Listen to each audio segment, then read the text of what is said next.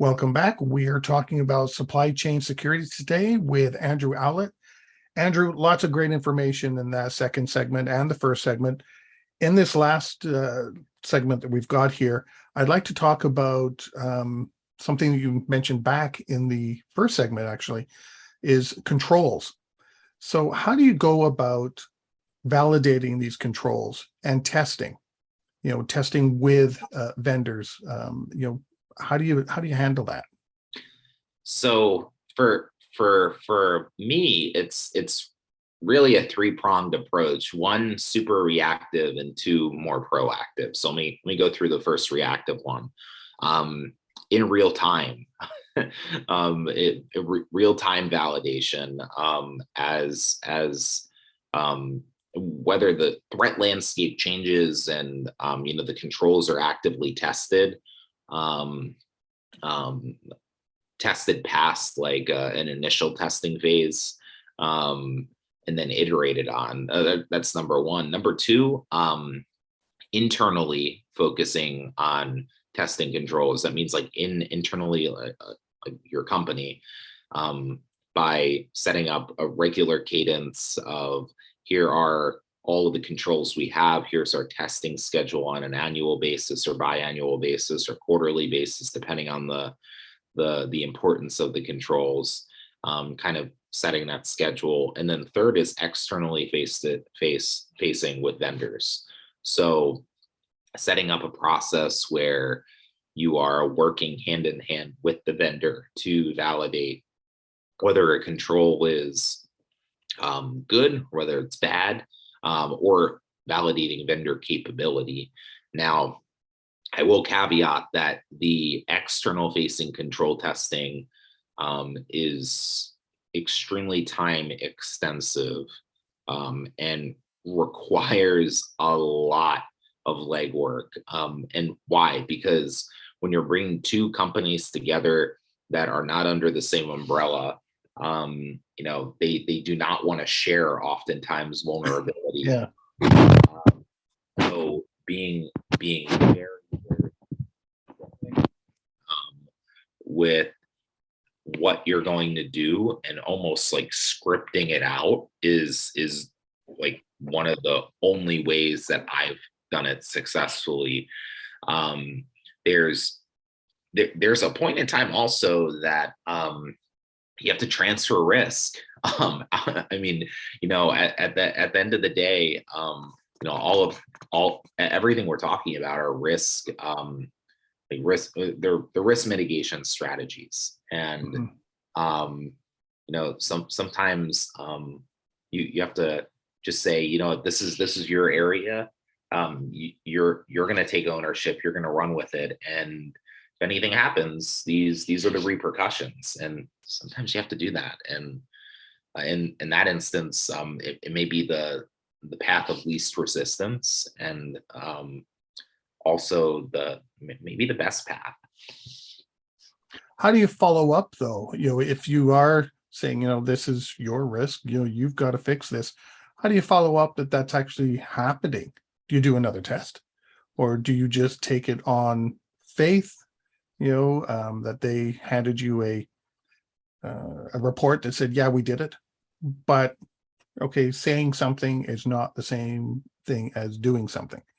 So how do you go about following up on something that to make sure that it, all the controls really are working, especially when you're doing it with a vendor? Yeah, sometimes, to be honest, sometimes it may have to be on good faith, and you kind of have to accept that. Or like a mechanism that's been quite helpful is being integrated into like business review meetings where like these types of things are discussed, or like supplier constraints are discussed, and just being embedded in the right room with the right set of people can add some really good context to maybe why a supplier isn't implementing your control, or how they're implementing it, or whether whether they're going to have like problems implementing it. So like I think this goes back to like just a foundational like principle, and that's building trust early Mm. with not only vendors but internal teams, having a seat at the right table, and being involved in recurring conversations just to listen in. Um, and again, that's all time consuming too. So I mean, you have to divide and conquer your time. We have 24 hours in a day, and we have a certain amount of work that we want to accomplish in a day. So if you have 12 vendor calls and you still have a day job to do X, Y, and Z, like how do you balance that? So I think just being right seat at the right table, also having the right connections early on and the right relationships built can really help here. And I guess that will make it easier to schedule some of these validation exercises and tests too. If you've got the right relationships and the right people at the table, then it'll be easier to coordinate to get people. If you've got two VPs of IT, well, two VPs of IT are not going to be the ones doing the test.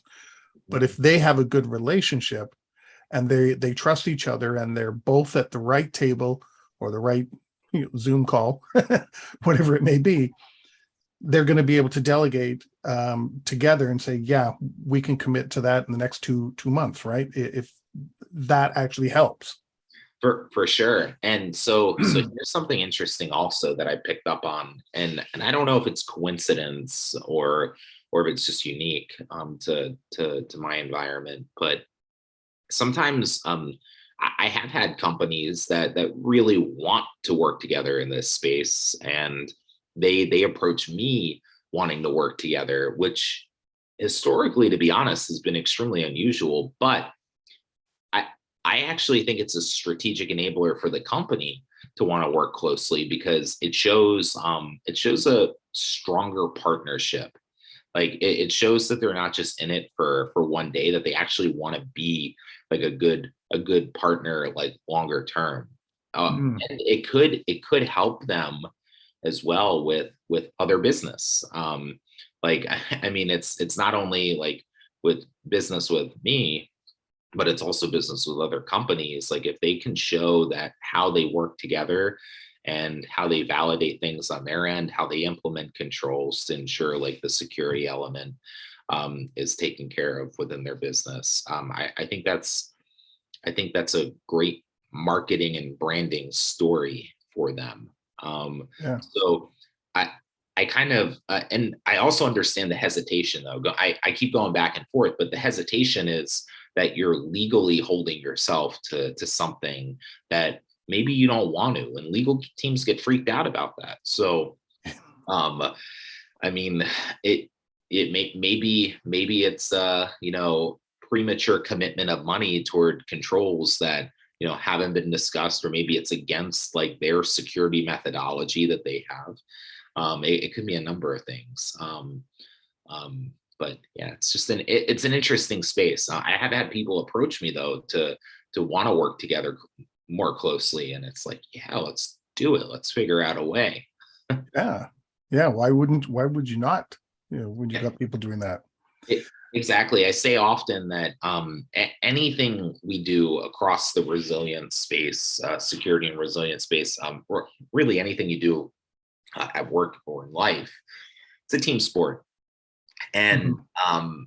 I get it that sometimes like it's harder to be a team when you have a lot of little chiefs kind of saying what you can and cannot do. It can be a little bit difficult to navigate, but you know, at the end of the day, we're dealing with people, or we're dealing Mhm. with people that are external to us that are innocent, and we just need to be cognizant of that and have their best interests in mind, and that to me is working together.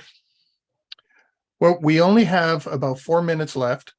Can you take 3 minutes with any final thoughts or maybe some quick tips that you might want to share with people that are out there that maybe they could quickly take back and have a look at their own processes? So, like I said in the beginning, I was born out of emergency response and crisis management, business continuity, um, and throughout my career, I've learned about different facets that that have really complemented everything that I've done. And my biggest word of advice to people is, in this space, you can harness like all of those cross-functional skills across the resilience discipline and bring that together to understand like your physical and cyber risk in the supply chain space. So if somebody's interested in it, they can always hit me up. But I would totally raise your hand, assess this space, get into this space, work with people in this space, because it's not getting enough attention. I don't think across the board and across the industry, and it needs to, because this is where threats will come from. It's where or that attention is so narrow. Yeah, exactly. So we need to get ahead of it. We need to dedicate the time to it, energy and resources to it. So yeah, definitely get in there and start asking supply chain questions, and I'm happy to help you with that. Yeah, and not just as you said at the very beginning, it can be products, services in the physical form and electronic form. Yep. I think when people hear the word security these days, people think of one of two things: the security guard wandering around the building, or the IT guy, with open eyes, checking for malware and ransomware. Yeah, I mean, and that's that's a common perception for sure. I love that example, Alex, because that's exactly what this space that I live in every day is. It's both. It's securing the package and securing the Ethernet around the software. So I mean, it's a little bit of both. Yeah. Well, we've come to the end of the show. Andrew, thanks very much for sharing your thoughts and a lot of interesting insights here with supply management security. And as I said, a lot of look at it as supply chain management, but the security aspect of it doesn't get talked about a lot. So I'm glad that you were able to find the time and come and share your expertise with us on that piece. No problem, Alex. Thanks for having me, and I hope everybody enjoyed today. Yeah, and hopefully we'll run into you somewhere at one of these upcoming conferences. Sir, look forward to it. Great. Thanks again. And everybody watching and listening, stay prepared, everybody. If you like that video, thumbs up. If you didn't like that video, thumbs down. But leave me a message and let me know your thoughts. Of course, don't forget to subscribe. And in the meantime, stay prepared, everybody.